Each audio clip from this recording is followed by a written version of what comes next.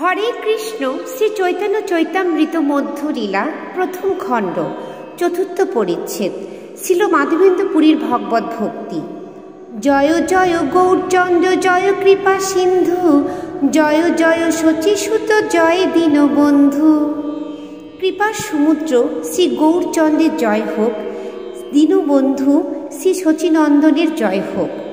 জয় জয় নিত্যানন্দ জয় অদ্বৈত চন্দ্র জয় শিবাসাধি জয় গৌর ভক্তবৃন্দ। শ্রী নিত্যানন্দ প্রভু ও অদ্বৈত প্রভুর জয় হোক এবং শিবাস ঠাকুর প্রমুখ গৌর ভক্তবৃন্দের জয় হোক। হিরিলহ এই যার নাম মাধবপুরী, তোমা লাগি গোপীনাথ ক্ষীর কইল চুরি। ক্ষীর পূর্ণ পাত্রটি নিয়ে পূজারী উচ্চস্বরে বলতে লাগলেন, যার নাম মাধবেন্দ্র পুরী তিনি দয়া করে এই ক্ষীর গ্রহণ করুন। আপনার জন্য গোপীনাথ এই ক্ষীর চুরি করেছেন। এই শ্লোকটি শ্লোকার্থকে আরো ভালো করে ব্যাখ্যা করার জন্য বলা হয়েছে। পরম সত্য ও আপেক্ষিক সত্যের পার্থক্য এখানে বিশ্লেষণ করা হয়েছে। এখানে গোপীনাথজি খোলাখুলিভাবে ঘোষণা করেছেন যে তিনি হচ্ছেন একটি চোর। তিনি একমাত্র ক্ষীর চুরি করেছেন এবং তা গোপন রাখা হয়নি, কেননা তার এই চুরি এক মহান অপ্রাকৃত আনন্দের উৎস। জড় জগতে চুরি করা একটি মস্ত বড় অপরাধ, কিন্তু চিৎ জগতে ভগবানের এই যে চুরি তা এক অপ্রাকৃত আনন্দের উৎস। মূর্খ জড়বাদীরা যারা পরমেশ্বর ভগবানের পরম ভাব সম্বন্ধে অবগত নয়, তারা কখনো কখনো শ্রীকৃষ্ণের চরিত্রের সমালোচনা করে, কিন্তু তারা জানেন না যে তারা আপাত নীতিবিগহিত কার্যকলাপ যা গোপন রাখা হয়নি তা ভক্তকে আনন্দের সাগরে নিমজ্জিত করে। পরমেশ্বর ভগবানের পরম ভাব সম্বন্ধে অবগত না হওয়ার ফলে এই সমস্ত মূর্খরা তার চরিত্রে কলঙ্ক লেপন করে এবং তার ফলে দুষ্কৃতকারী পর্যায়ভুক্ত হয়। এই দুষ্কৃতকারীরা চার প্রকার: মূঢ়, নরাধম, আসরিক ভাবাশ্রিত ও মায়ার দ্বারা অপহৃত জ্ঞান।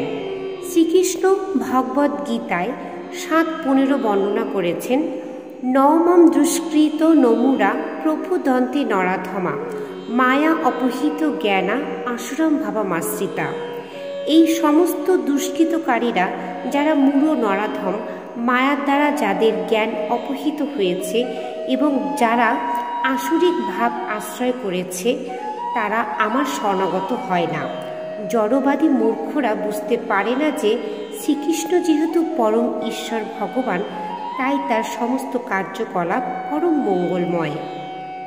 হিরে লইয়া সুখে তুমি করহ ভক্ষণে, তোমা সম ভাগ্যবান নাহি ত্রিভুবনে। পূজারী বললেন, এই ক্ষীর গ্রহণ করে তুমি মহা আনন্দে ভক্ষণ করো, তোমার মতো ভাগ্যবান ত্রিভুবনে আর কেউ নেই।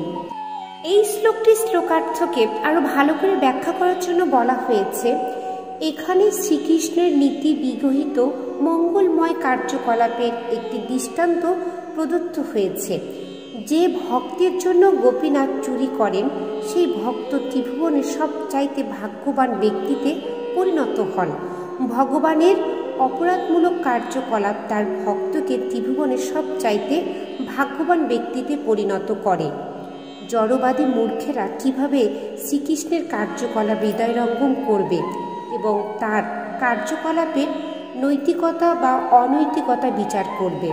শ্রীকৃষ্ণ যেহেতু পরম তত্ত্ব, তাই তার কার্যকলাপে জড়জাগতিক নৈতিকতা বা অনৈতিকতার পার্থক্য থাকে না।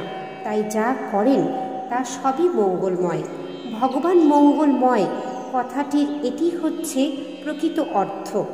তিনি সব অবস্থাতেই মঙ্গলময়, কেননা তিনি হচ্ছেন এই জড়জগতের অতীত অপ্রাকৃত তত্ত্ব। তাই যারা ইতিমধ্যেই চিন্ময় জগতে বসবাস করছেন, তারাই কেবল শ্রীকৃষ্ণকে জানতে পারেন।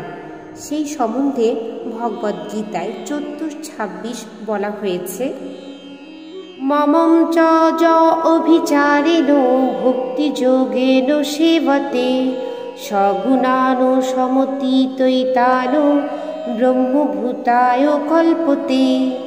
পূর্ণ ভক্তি সহকারে যে আমার সেবায় যুক্ত, যার কোনো অবস্থাতেই পতন হয় না, সে তৎক্ষণাৎ জড়জাগতিক গুণসমূহ অতিক্রম করে ব্রহ্মভূত স্তরে অধিষ্ঠিত হয়।